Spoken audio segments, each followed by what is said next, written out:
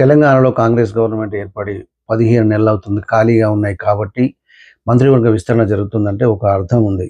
కానీ ఏపీలో కూడా అంటే 9 నెలలు కూడా నిండని ఏపీలో కూడా మంత్రివర్గ విస్తరణ జరగబోతుంది అని ఒక కాకపుట్టించే వార్త మాత్రం వస్తుంది.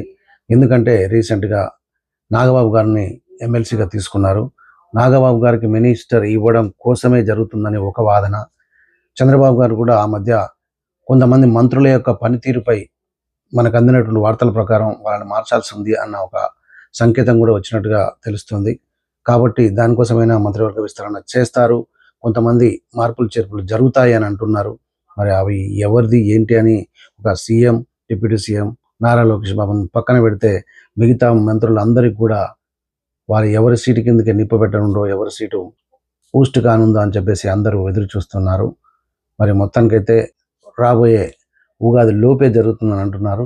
నాగేంద్రబాబుకు మాత్రం మంత్రి పదవి ఖాయమని అంటున్నారు. సో ఇలాంటి లేటెస్ట్ అప్డేట్స్ కోసం please to subscribe నామల media. Thank you.